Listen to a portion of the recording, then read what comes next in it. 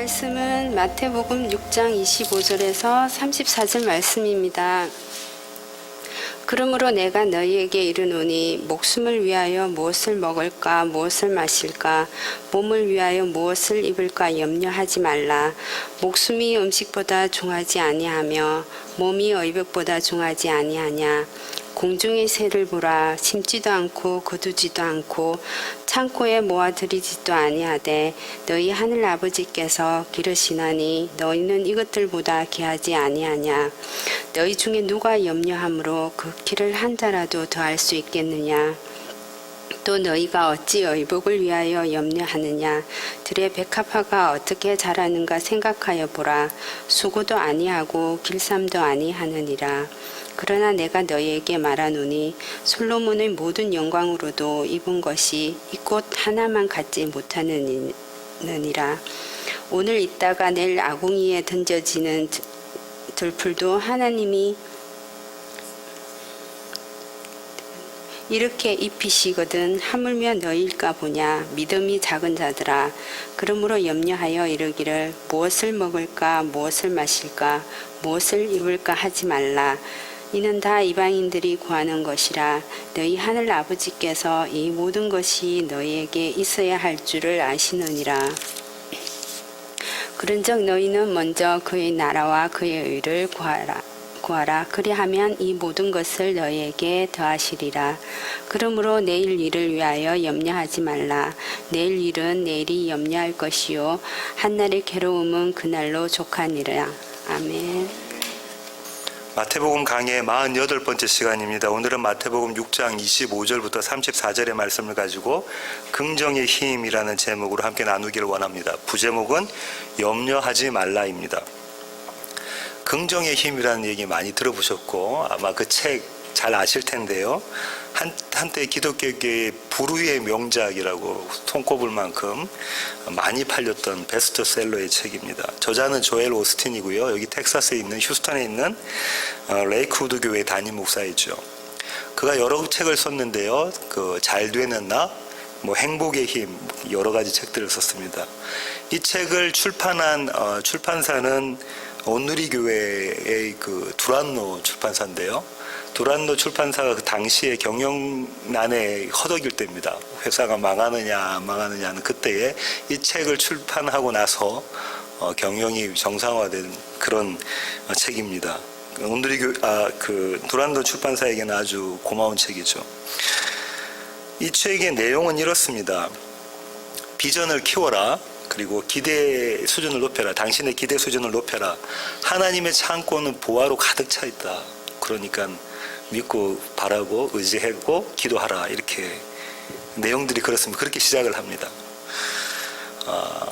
한마디로 말하면 기독교를 포장한 심리학적인 접근이라고 생각할 수 있고요. 어쩌면 두란노 출판사는 경영의 흑자로 돌아섰는지 모르겠지만 한국 기독교는 싸구려로 취급받는 그런데 영향을 미치는 책인 거죠. 오늘 조엘 오스틴의 주장을 오늘 본문에 적용해 보면 이런 겁니다. 아무 염려하지 말고 긍정의 힘을 가지고 긍정한 포지티브한 마인드를 가지고 사물을 접해라. 그리고 사건들을 접하고 환경과 상황들을 바라보라. 믿음은 곧 긍정이다. 이렇게 말하는 것이죠. 근데 과연 그런가요? 긍정하면 염려가 없어지나요? 오늘 본문은 이런 심리학적 측면의 마인드 컨트롤이라고 생각하셔서는 안 됩니다. 일반적으로 오늘 본문에 대해서 강대상에서 어떻게 설교가 되어지냐면 이렇게 설교가 되어집니다. 33절 한번 보시겠습니까? 오늘 본문의 33절을 보시면 그런즉 너희는 먼저 그의 나라와 그의 의를 구하라. 그리하면 이 모든 것을 너희에게 더하시리라. 그 유명한 구절이다. 그죠? 먼저 뭐 하라고요? 그의 나라와 그의 의를 구하라. 그러면 나머지는 다 딸려온다. 그죠? 딸려온다. 이런 거죠. 사업이나 학업이나 가정보다는 뭘 우선하라는 거냐면 사역이나 선교나 교회를 우선하라는 거죠. 가정이냐 교회냐 하면 교회고 사업이냐 사역이냐 하면 사역이고 그죠? 학업이냐 선교냐 하면 선교를 선택을 하라는 거죠. 그러면 나머지 우리가 속해 있는 사업과 학업과 가정은 만사 오케이다. 덩달아 따라온다라는 그런 말씀이죠. 그러면서 이에 대한 쏟아지는 간증들이 쏟아지는 것들을 이렇게 보여주죠. 근데 그 간증들을 자세히 살펴보면 아마 10%가 안 될 거고요. 어쩌면 뭐 1%도 안 될지도 모르는 간증들일 겁니다. 이 말씀을 부여잡고 성도들은 어떻게 하냐면 남편과 아니면 자녀들에게, 아내에게 이렇게 이야기하죠. 조금만 더 기다려봐요, 여보. 내가 교회에서 열심히 할 테니까 조금만 기다려봐요.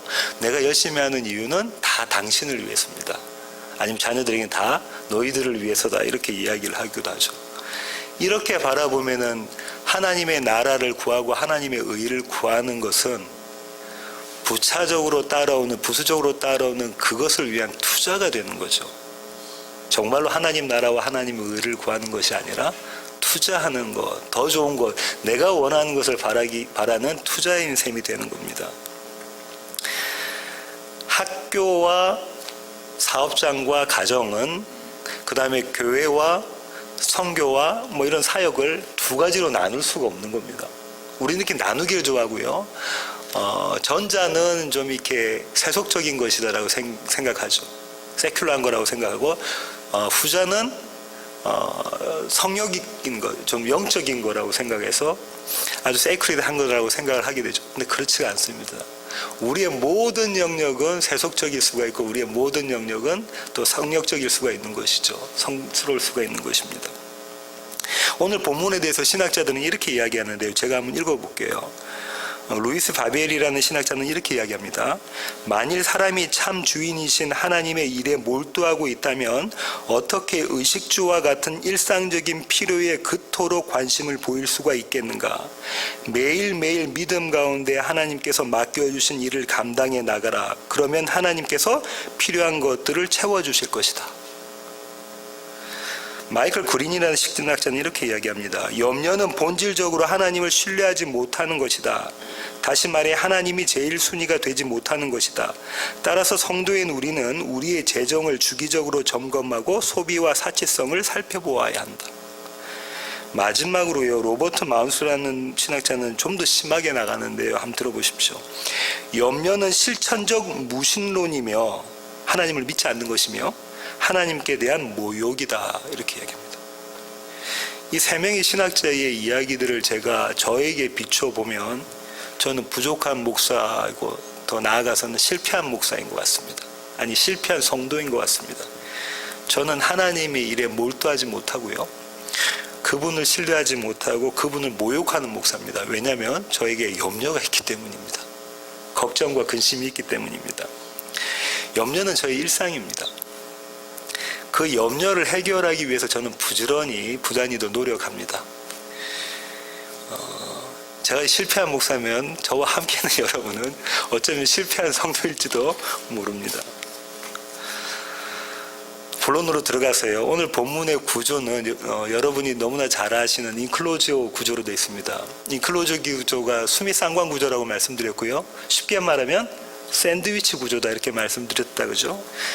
오늘 본문으로 다시 돌아가셔서요. 25절 보시면 염려하지 말라라고 나와 있죠. 오늘 본문의 마지막 절인 34절을 보면 염려하지 말라라고 나와져 있습니다. 그죠? 그러니까 25절과 34절 이렇게 이 한 덩어리입니다. 수미상관 구조, 인클로지오 구조는 이런 거라고 그랬죠. 샌드위치를 보면은 양가에 빵이 있고요. 안쪽에 내용물이 있습니다. 야채와 뭐 햄, 그 다음에 뭐 소스가 들어가 있죠. 이게 수미상관 구조입니다. 인클로즈 구조인데, 양쪽의 빵이 안에 내용물을 설명하거나 아니면 안에 내용물이 양쪽의 빵에 대한 이야기를 강화시키는 것을 수미상관 구조라고 하는데, 구약과 신약 모두 공의에 이 구조를 자주 씁니다. 근데 오늘은 이중적 수미상관 구조예요. 첫 번째 거 본 거는 첫 절과 마지막 절이 수미상관 구조로 한 단락이라는 걸 알 수가 있죠. 그 다음에 다시 25절을 보면요, 무엇을 먹을까, 무엇을 마실까, 무엇을 입을까 염려하지 말라라고 되어져 있잖아요. 31절로 가보세요. 그러므로 염려하여 이르기를 무엇을 먹을까, 무엇을 마실까, 무엇을 입을까 염려하지 말라라고 되어져 있죠. 이것도 수미상관 구조입니다. 그러니까 이중적인 수미상관 구조다라는 걸 염두에 두시면 됩니다. 염려하지 마. 근데 염려하는 대상이 뭐라고요? 먹을 거, 마실 거, 입을 거라는 거죠. 우리의 일상이라는 거예요. 그게 염려의 대상이다. 이렇게 이야기를 하고 있습니다. 이 오늘 본문은 전단락과 깊은 연관관계가 있습니다. 왜냐하면 오늘 본문의 첫 시작을 어떤 단어로 시작하죠? 25절이 처음이 뭡니까? 그러므로라고 시작합니다. 그러므로라는 것은 인과관계를 이야기하죠. 앞에 게 원인이 되고 뒤에 게 결과라는 겁니다. 그 앞에 원인이 되는 것들을 이게 원인이다라는 걸 알면 결과에 대한 것을 이해하기 쉽겠죠.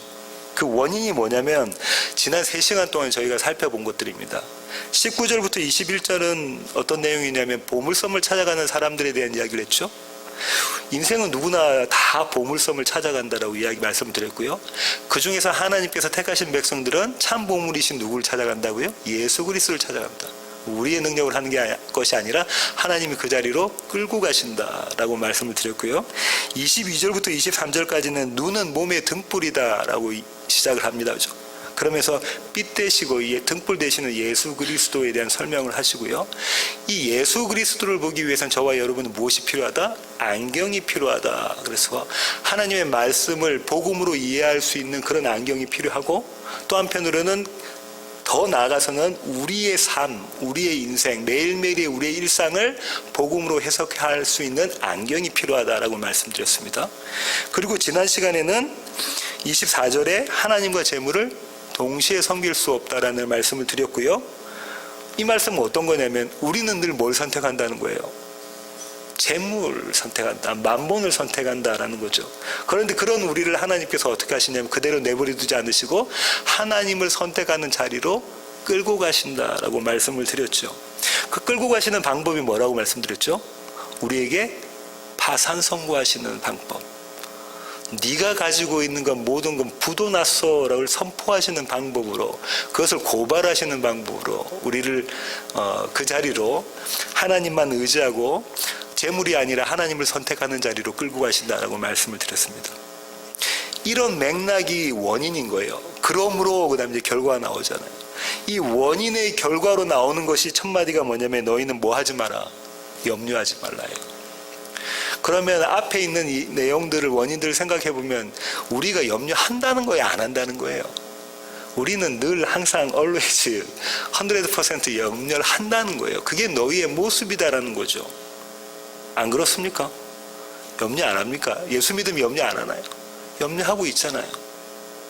염려 안 해야 된다는 건 머릿속으로만 알고 있지 우리는 늘 염려를 하고 있잖아요. 그런데 이 염려를 안 하는 자리로 너희를 끌고 가시겠다라는 게 앞에 있는 원인의 그 내용들을 보면 이 오늘 본문도 그런 내용으로 끌고 가실 것이라는 거죠. 염려의 대상이 먹고 마시고 그 다음에 입는 것인데요. 이 염려로 번역된 헬라어 단어가 뭐냐면 메림나오라는 단어입니다. 이 단어는 염려하다, 걱정하다, 근심하다라는 뜻과 동시에 뭘 갖고 있냐면요. 열심히 일하다. 원하는 것을 얻기 위해서 애쓰다라는 뜻도 갖고 있어요. 그러니까 염려라는 단어에 그 두 가지 뉘앙스를 다 가지고 있다고요. 그러면 그냥 우리가 근심하고 걱정하고 염려하는 것뿐만 아니라 그 근심하고 걱정하고 염려하는 것 때문에 뭘 한다는 거예요? 열심히 애를 쓰고 일하고 노력하고 염려를 안 하기 위해서 그렇게 하고 있는 모습이 이 단어 안에 담겨져 있다고요. 그렇습니다.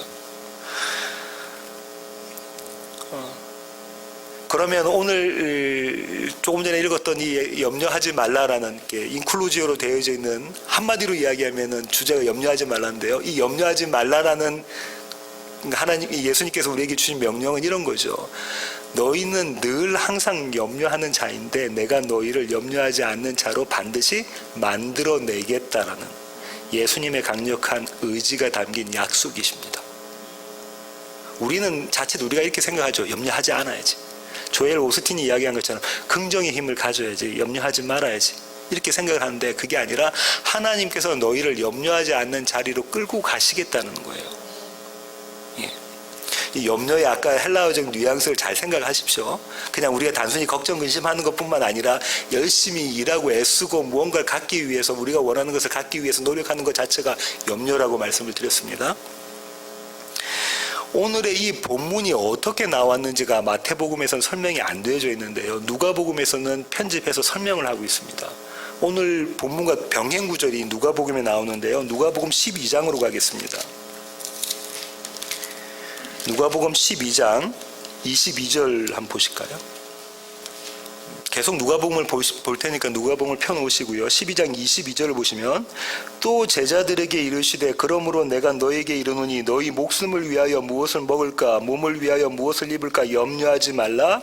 23절 목숨이 음식보다 중하고 몸이 의복보다 중하니라 하고 난 다음에 31절까지 오늘 본문과 동일한 본문이 그대로 나와져 있습니다. 그렇죠? 눈으로 착 훑어보시면 그렇죠? 예, 그렇습니다. 그런데 이 이야기가 예수님께서 이런 말씀을 가르치심을 왜 했는가 그 이유를 동기를 누가는 이야기를 하고 있어요. 어떤 사건이 있었어요. 그 사건을 한번 찾아가 보겠습니다. 앞으로 넘겨가셔서요. 12장 13절부터 15절이에요. 같은 누가복음 12장 13절부터 15절입니다. 제가 읽어볼게요. 무리 중에 한 사람이 이르되 선생님 내 형을 명하여 유산을 나와 나누게 하소서 하니 이르시되 이 사람아 누가 나를 너희의 재판장이나 물건 나누는 자로 세웠느냐 하시고 그들에게 이르시되 삼가 모든 탐심을 물리치라 사람의 생명이 그 소유에 넉넉한 데 있지 아니하니라 하시고 이 사건이 원인이 되셔가지고 이 말씀을 하신 거라고요. 율법에는 장자는 얼마를 유산을 갖고 차자는 얼마를 갖고 나머지 아들들은 얼마를 갖는다고 정해져 있잖아요. 예, 그렇습니다. 그럼 그것대로 딱 나누면 아무 문제가 없잖아요. 근데 서로 더 갖기 위해서 싸웠겠죠. 이전이나 지금이나 같이 또 동일합니다. 우리는 뉴스에서 너무나 많이 보잖아요. 우리 주변에서도 많이 봅니다. 유산 때문에 싸우는 모습들을. 그렇죠?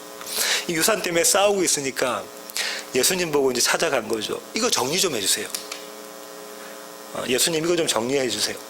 왜 예수님을 찾아갔냐면 예수님은 그들이 생각할 때 예수님은 랍비 중에 한 명이라고 생각했던 거죠.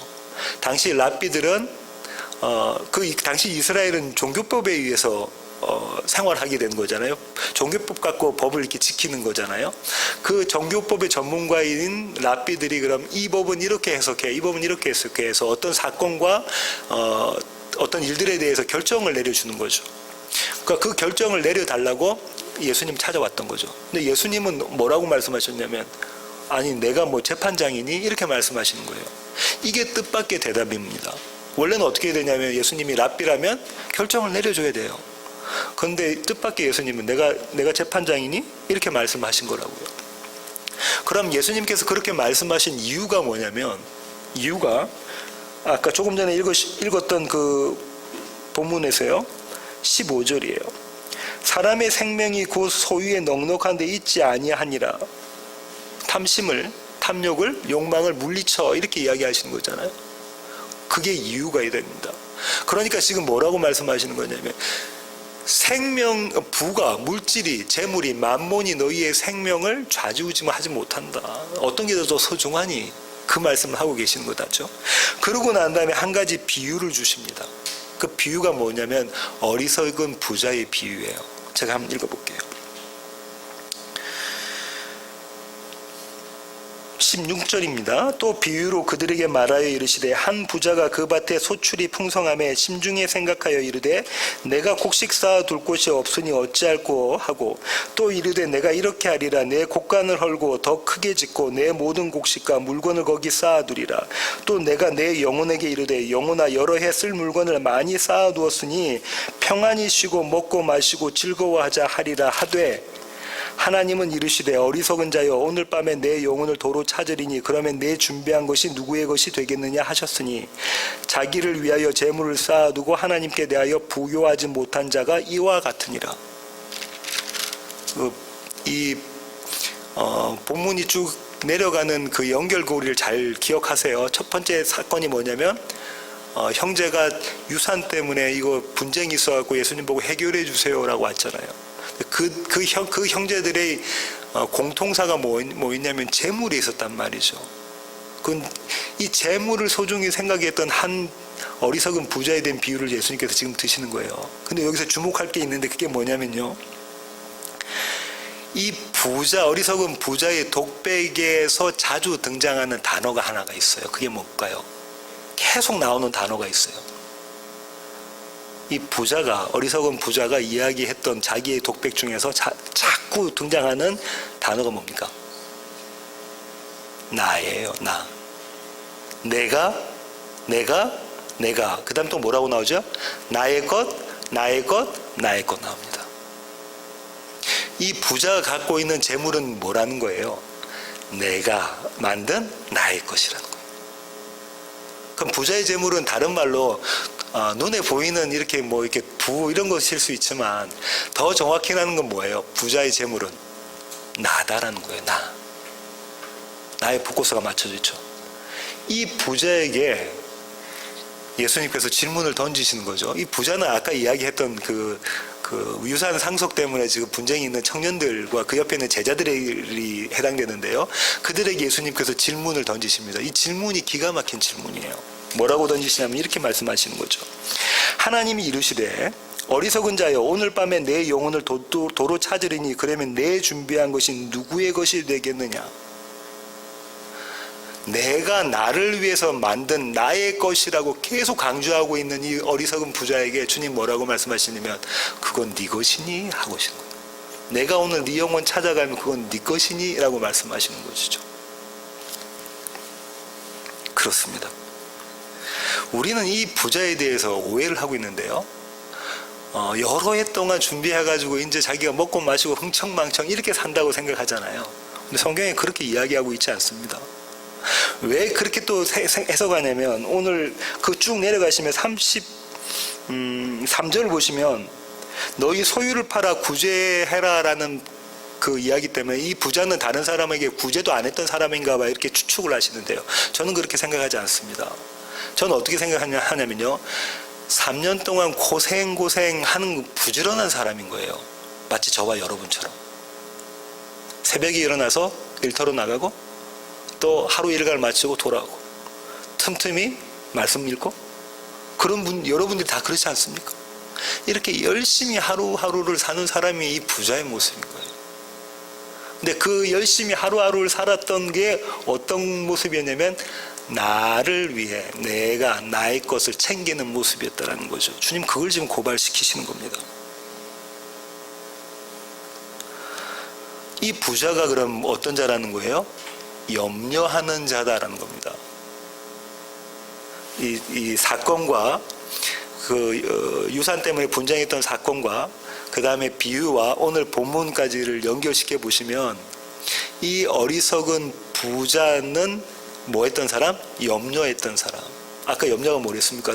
단순히 걱정 의심하는 게 아니라 내가 원하는 것을 위해서 애를 쓰는 사람. 그 가운데 근심도 있고 걱정도 있고 그런 거잖아요. 그 모습인 거예요. 다시 말하면 이 염려하는 사람은 저와 여러분 우리 모두입니다. 예수님께서 이 하나님의 말씀, 하나님께서 이 어리석은 부자에게 던진 말씀을 이렇게 하신 이유를 우리는 표면적으로 어떻게 생각하냐면 이렇게 생각하죠.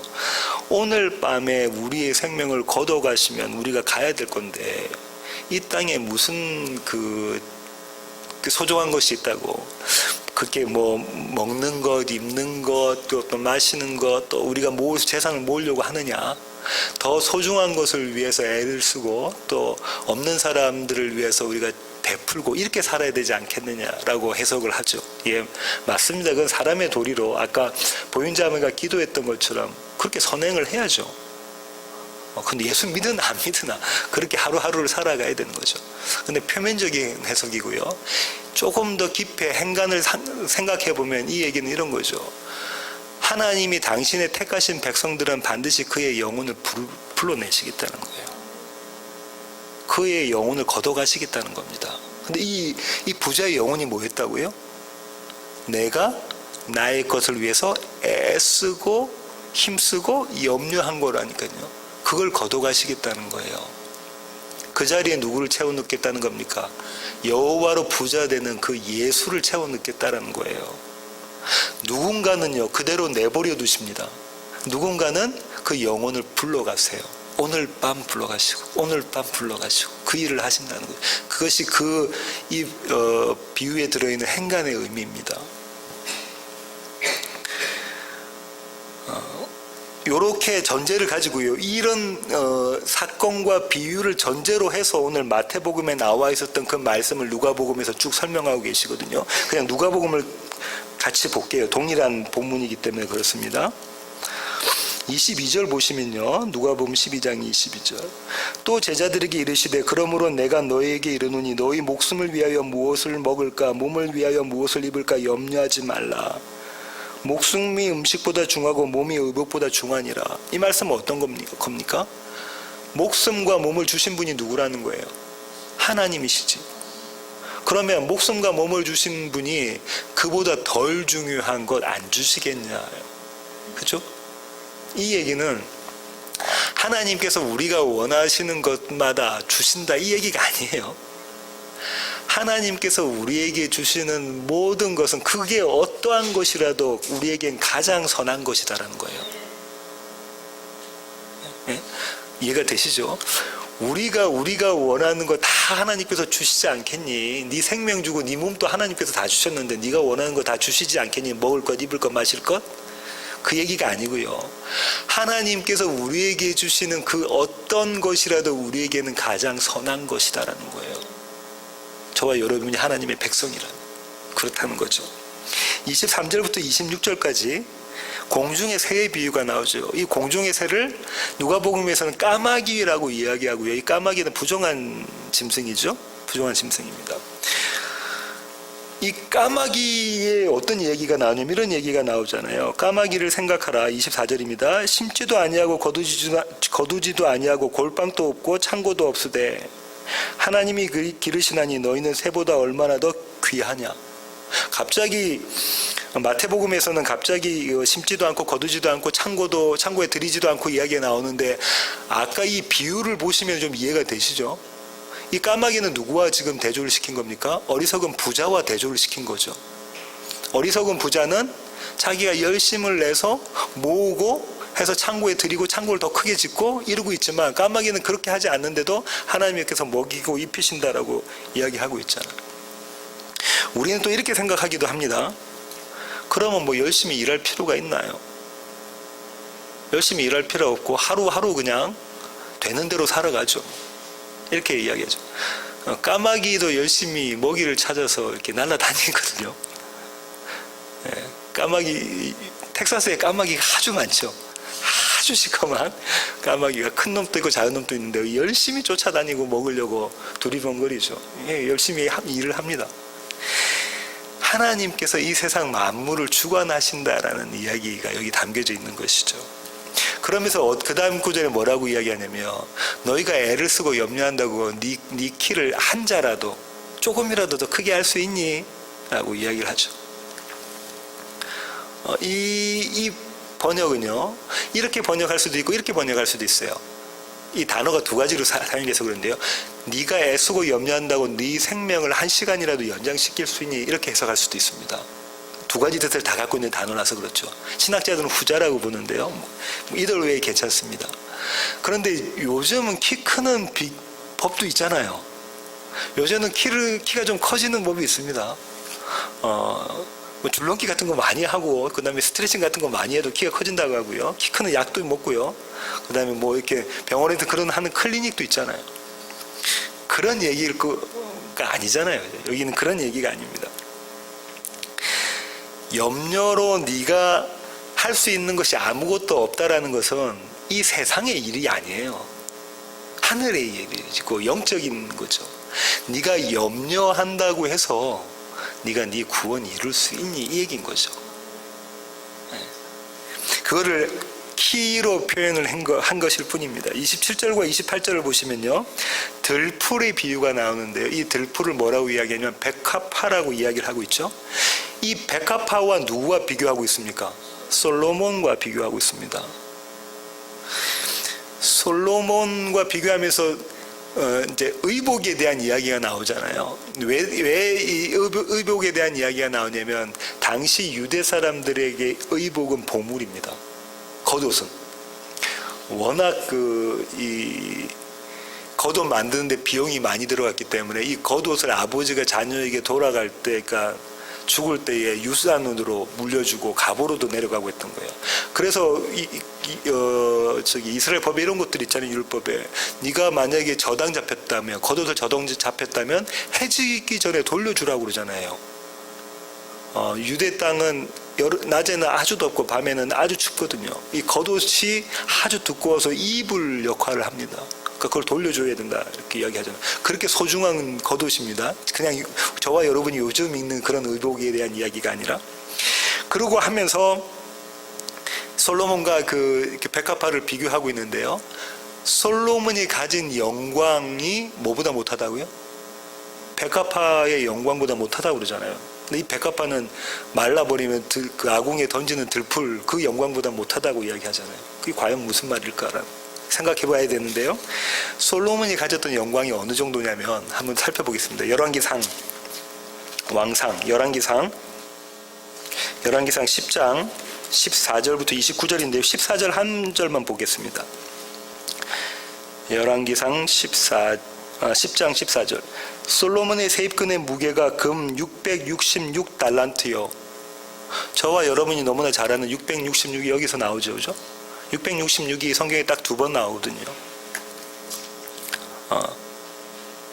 정확히는 3번 나오네요. 계시록에 1번, 구약에 2번. 한 번은 사람 인원수 셀 때 666이 나오고요. 계시록에 나오는 666은 지금 이 솔로몬의 666을 이야기하는 거죠. 금 달란트가 666. 어마어마한 세금을 걷어들였던 겁니다. 그 이스라엘 조그만 나라가 애굽도 있고 아주 그 강대들이 있는 데서 엄청난 힘을 파워를 자랑했던 때가 솔로몬 때죠. 주위의 모든 나라들이 거기에 와 세금을 바쳤던 그런 나라였다고요. 그렇게 세금으로 수입했던 게 얼마라고요? 666달란트. 그러면서 솔로몬이 누렸던 영화가 쫙 그려져 있다 그죠? 그럼 이 666이라는 의미가 뭐라고요? 인간이 추구하는 가장 큰 욕망의 결정체가 이 666이죠. 세상에서 가질 수 있는 가장 큰 것이 666입니다. 그게 뭐냐면 저와 여러분의 욕망이라는 거예요. 베리칩 이런 거 아니고요. 베리피케이션 칩 이런 거 아닙니다. 그런 쓸데없는 이야기에 시간 뺏기지 마시고요. 성경은 성경으로 풀어야 되니까. 그러면 지금 솔로몬이 가지고 있는 너무 화려해 보이는 궁궐과 너무 많은 금과 은과 보석들 그 666달란트 그게 뭐보다 못하다는 거예요. 들판에 있는 백합화의 영광보다 못하다라는 거잖아요. 그러면 염려하고 걱정하고 금심해서 우리가 열심을 내는 것이 들어있는 들끝 아궁이에 던져질 그 불쏘시개를 아궁이에 던져질 그거보다도 못하다 이 얘기잖아요. 우리가 추구하는 게. 그 얘기를 지금 주님께서 하고 계십니다. 그런데 우리는 솔로몬처럼 늘 염려하는 삶을 살아가죠. 그 666달란트를 얻어내기 위해서 노력하잖아요. 네, 너희는 그런 모습이다라는 걸 말씀하고 계십니다. 그 다음에 오늘 다시 누가복음으로 오셔서요. 26절과 28절을 한번 보시면요. 26절 제가 한번 읽어볼게요. 그런즉 가장 작은 일도 하지 못하면서 어찌 다른 일들을 염려하느냐. 28절 하반절 믿음이 작은 자들아. 이 두 가지 그 비유가 까마귀 비유와 백합화의 비유가 병행하고 있잖아요. 똑같은 이야기를 하고 있잖아요. 그럼 이 두 가지 결론 다 똑같은 내용이라는 거거든요. 그러면 가장 작은 일도 못하는 자가 뭐가 없는 자예요? 믿음이 없는 자다라는 이야기가 되는 거죠. 그게 어떤 자라고요? 염려하는 자라는 거예요. 이해가 되시죠? 가장 작은 일도 못하는 자는 믿음이 없는 자이고 그 자는 염려하는 자라는 거예요. 근데 그 염려하는 자가 저와 여러분이라니까요. 그럼 저와 여러분에게는 믿음이 있다 없다? 없답니다. 믿음은 예수의 것입니다. 그러니까 예수가 우리 안에 있으면 믿음이 있는 거지 우리가 용을 써서 힘을 써서 믿음을 발휘하는 게 아니다라는 거죠. 우리가 용을 쓰고 힘을 써서 믿음을 발휘하면 그 믿음은 나의 것이 돼버리고 나의 의로 잡습니다. 나중에 제가 결론에서 말씀드릴게요. 그 다음에 주님께서 뭐라고 말씀하시냐면요. 기도에 대한 이야기를 하시죠. 보실까요?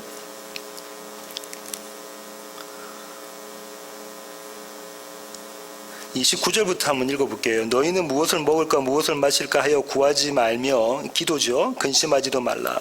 이 모든 것은 세상 백성들이 구하는 것이라. 마태복음에서는 이방인들이라고 그랬고요. 너희 아버지께서는 이런 것이 너희에게 있어야 할 것을 아시느니라. 다만 너희는 그의 나라를 구하라. 그리하면 이런 것들을 너희에게 더하시리라. 마태복음에서는 그의 나라와 그의 의를 구하라. 이렇게 이야기를 하고 있죠. 이방인의 기도는 중언부언하는 기도라고 우리가 기도에서 이미 살펴보았습니다. 그렇죠? 근데 지금 뭐라고 말씀하시냐면 이방인의 기도는 뭐라고요? 무엇을 먹을까 마실까 입을까에 대한 기도라는 거예요. 그럼 곰곰이 생각해 보세요. 저와 여러분의 기도는 어떤 것이었습니까?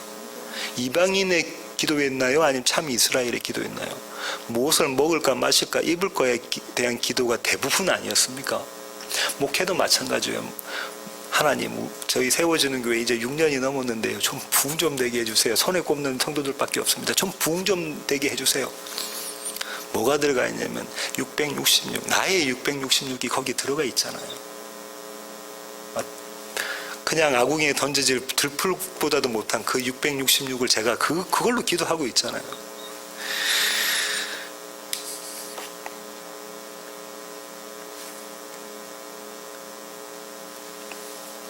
이 두 번째 기도는 누구의 기도냐면 참 이스라엘의 기도죠. 그 기도는 뭐냐면 하나님의 나라와 하나님의 의를 구하는 기도라고 이야기하고 있죠. 그럼 우리는 어떻게 생각하냐면 하나님의 나라와 하나님의 의를 구하는 것을 나 이번에 단기 선교 가야지. 나 이번에 홈리스 피플들 도와야지. 그게 하나님의 나라와 하나님의 의를 구하는 거고 사랑이 실천되는 거니까 그렇게 해야지. 하십시오. 그거는 예수 믿으나 안 믿으나 해야 되는 거잖아요. 그러면 그런 거가 아니라 이 하나님 나라와 하나님의 의는 똑같이 구하는 거예요. 뭘 구하냐면 먹을 것, 마실 것, 입을 걸 구하는 거예요. 누구처럼 이방인처럼. 근데 그 구하는 먹을 것, 마실 것, 입을 거의 내용이 다릅니다. 자 보세요. 이방인이 구했던 먹을 거와 마실 거와 입을 거는 저와 여러분이 눈에 보이는 이 세상 666이었어요. 솔로몬이 차지했던 그 666이었다고요. 근데 참 이스라엘이 구한 먹을 것, 마실 것, 입을 것은 다릅니다. 여러분 한번 기억해 보십시오. 어느 때에 이스라엘에게 먹을 것 주시고 마실 것 주시고 그들이 노력하고 수고하지도 않았는데 먹을 것 주시고 마실 것 주시고 그들의 옷이 헤어지지 않았습니까? 광야 시절. 40년 광야 시절에 그들에게는 먹을 것, 마실 것, 입을 것이 공급되어졌죠. 그것들이 너희에게 있어야 할 줄을 하나님께서 아시고 너희들에게 다 공급해줬다라고 주님께서 말씀하고 계시잖아요. 그러면 성경에서 말하는 먹을 것, 만나주의 하늘에서 내려오는 만나, 마실 것, 반석에서 쏟아지는 생수지요, 입을 것, 그들이 옷이 닳지 않은 거죠. 그거 다 누구 이야기합니까? 예수 그리스도잖아요.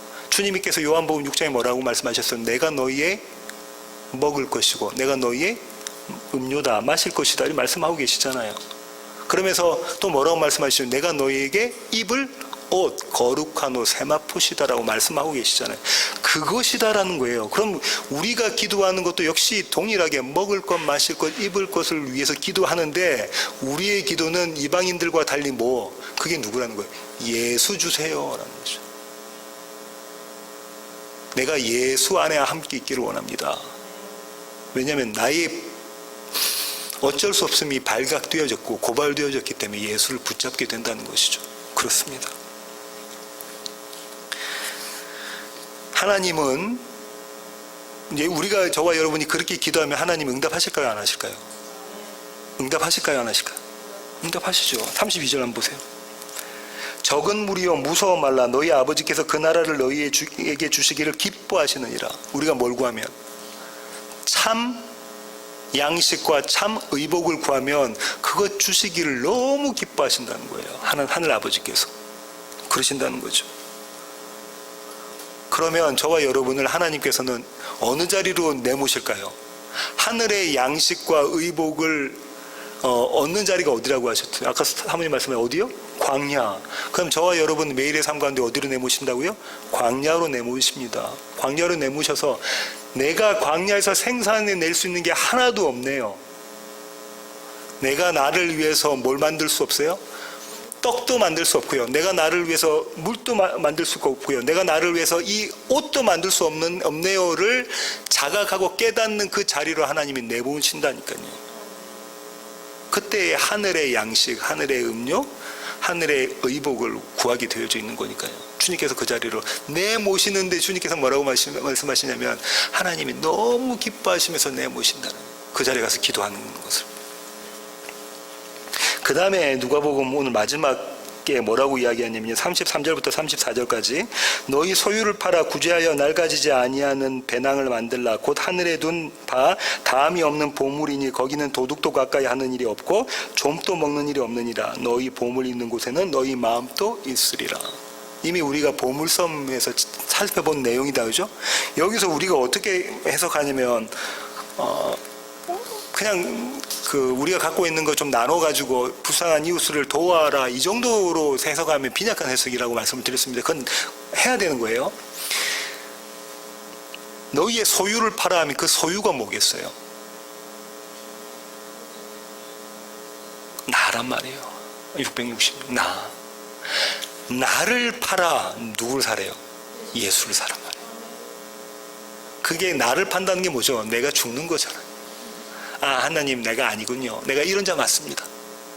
하나님, 매일매일 내가 사는 것은 오늘 내가 뭘 먹을까, 입을까, 마실까를 위해서 내가 사는 모습이네요를 고백하는 그 자, 그게 내가 죽는 자가 예수를 붙잡죠.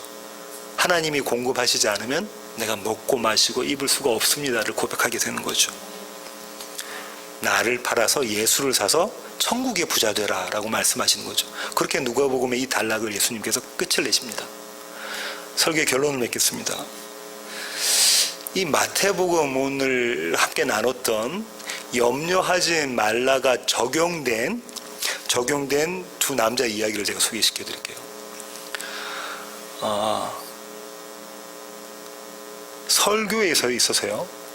설교에 있어서 왜 목사님은 적용을 말씀하지 않으십니까? 라고 말씀하시는 분들이 계시거든요. 신학교에서 강해 설교를 배울 때 적용을 반드시 이야기하라고 하는데요. 저는 견해가 다릅니다. 적용은 하나님이 하시는 거예요. 성령님이 저와 여러분에게. 그 성령님이 적용하신 사례를 제가 설명을 드릴게요. 첫 번째 사람은 유다입니다. 야곱의 12아들 중에 한 명이었던 유다예요. 창세기 38장 11절로 가겠습니다. 창세기 38장 11절입니다.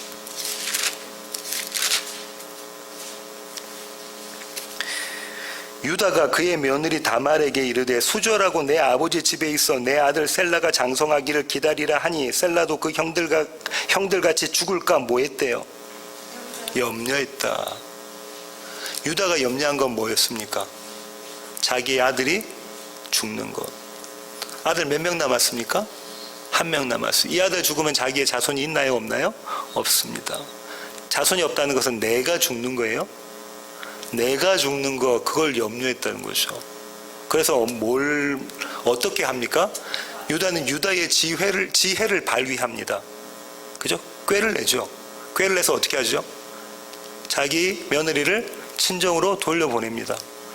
왜냐하면 이 며느리 다말 때문에 마지막 남은 아들이 죽을까봐, 자기가 죽을까봐, 자기의 가게가, 자기의 가문이 이어지지 않을까봐. 자기의 지혜, 사람의 지혜를 발휘하죠. 그때 성령님께서 역사를 하시죠. 적용을 시키십니다. 염려하지 말라라는 말씀을, 예수님이 오늘의 말씀을 이 사람 남자 유다에게 적용시키죠. 그렇게 어떻게 하십니까? 다말이 변장해서 유다의 씨를 갖게 만들죠. 또 다른 생명을 잉태하게 만듭니다. 그때의 마지막 순간에 유다가 고백한 게 뭐죠? 유다가 다말에게서 뭘 고백했습니까? 네가 나보다 낫다. 내가 가졌던 지혜, 내가 가졌던 능력, 내가 염려했던 것은 말짱 헛광이구나. 하나님의 지혜, 하나님의 능력, 하나님의 하심, 일하심이 그게 정말 소중한 것이구나. 네가 나보다 낫다 라고 유다가 이야기를 하죠. 이게 염려하지 말라를 저와 여러분의 삶께서 적용하시는 하나님의 방식입니다. 또 한 사람은요, 욥입니다. 욥기 3장 25절로 갈게요.